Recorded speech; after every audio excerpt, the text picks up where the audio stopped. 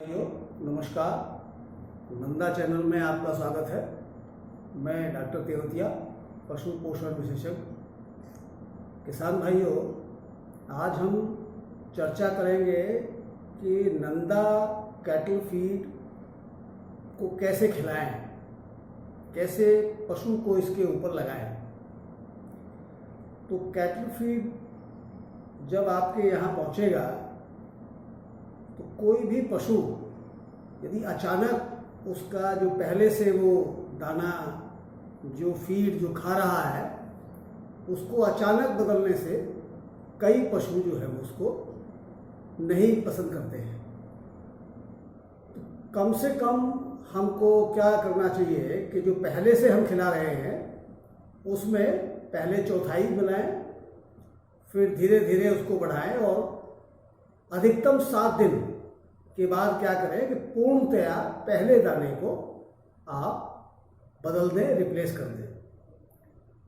न्यूनतम समय यदि जल्दी खाने लगता है तो उसको जल्दी भी बदल सकते हैं। किसान भाइयों, यहाँ ये स्पष्ट करना जरूरी है कि यदि पशु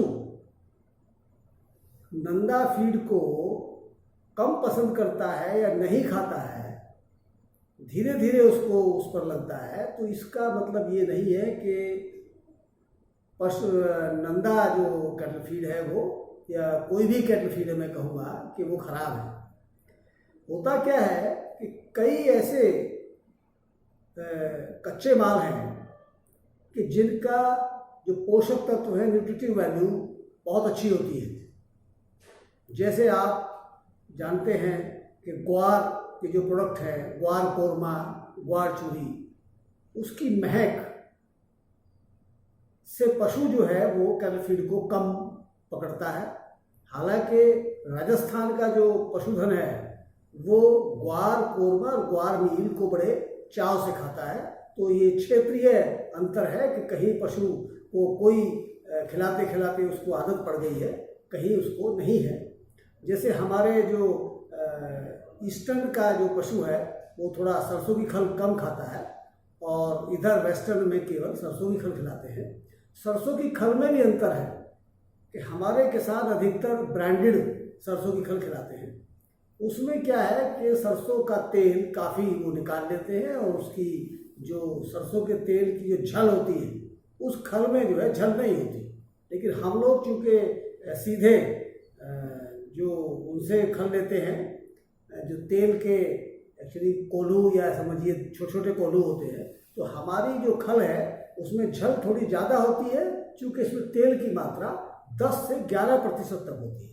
न्यूट्रिटिव वैल्यू ज़्यादा है लेकिन थोड़ी झल है।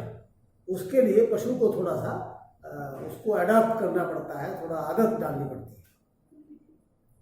दूसरा एक और अभी ऐसा ही कच्चा माल है जिसको मेज ग्लूटिन बोलते हैं। मेज ग्लूटिन में प्रोटीन 70% होती है और 70% का अधिकतर भाग बाईपास प्रोटीन होता है। लेकिन उस कच्चे माल में हल्की सी बदबू होती है। इन जैसे ग्वार कोरमा है उसमें भी बाईपास प्रोटीन काफ़ी होती है, 52% प्रोटीन होती है उसके अंदर। लेकिन इन दोनों कच्चे माल में ये है कि वो उनकी महक को भैंस, खास तौर से भैंस की जो सूंघने की ताकत है वो गाय से कहीं अधिक होती है। तो भैंस बहुत जल्दी उसको खाना थोड़ा कम करती है लेकिन धीरे धीरे खाने लगती है। तो हमारे किसान जो कई बार जो अच्छी चीज़ें हैं उनको यदि पशु ने नहीं खाया है तो उससे थोड़ा सा वो नहीं खिलाते फिर, और एक अच्छे प्रोडक्ट को खिलाने से वंचित रह जाते हैं। तो खिलाने का तरीका मैं आपको बताता हूँ कि हमारे लोग सानी करते हैं, अधिकतर यूपी में सानी करते हैं, जबकि गुजरात, आंध्र में सानी नहीं करते हैं। इवन वो जो आपका कड़वी है, जो हरा चारा है, उसको काटते भी नहीं है, पूरा डाल देते हैं। तो हमारे किसानों का अच्छा तरीका है कि वो सानी करके खिलाते हैं। सानी करने के लिए ध्यान रखें कि जो कैटल फीड हैं उनको आधा घंटा या 1 घंटा पहले भिगोएं। यदि आधे घंटे में नहीं फूलता है तो 1 घंटा पहले भिगोएं। क्योंकि यदि ज़्यादा पहले भिगो देंगे, सुबह का भिगो के दोपहर को करेंगे, तो उसमें थोड़ा सा वो ये आपका होता है, शीरा होता है, तो उसमें कई मक्खियाँ गिर जाती हैं और थोड़ा गंदगी हो जाती है, जो पशु के लिए नुकसान कर सकता है।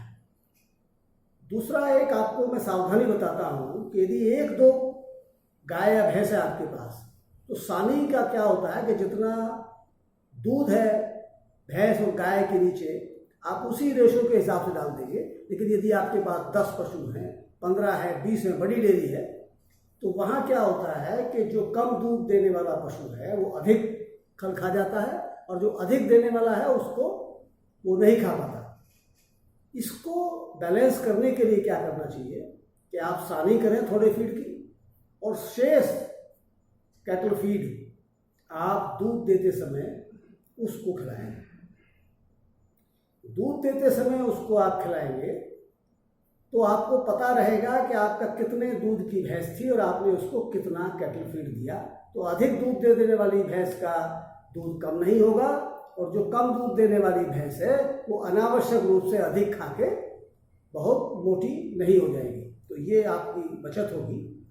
और आपको चाहिए कि जब आप दूध निकालते हैं, यदि आपने पशु का दूध आप वहीं खड़े होकर, जहाँ वो पशु बांधते हैं, यदि वहाँ दूध नहीं निकालेंगे, उसको आप कहीं दूसरे खूंटा बदल कर दूध निकालते हैं, तो 1 माह के अंदर वो फीड भी वहाँ अच्छा खाएगा और दूध भी वहाँ तक जाते हुए बगैर बच्चे के लगाए, बगैर लवारे के लगाए दूध देने लगता है। तो कभी कभी यदि लवारा यदि नहीं रहता है बच्चा, तो भी आपको दूध वो आसानी से देता रहेगा। तो इन जानकारी के साथ मैं अपना ये यहाँ समाप्त करता हूँ।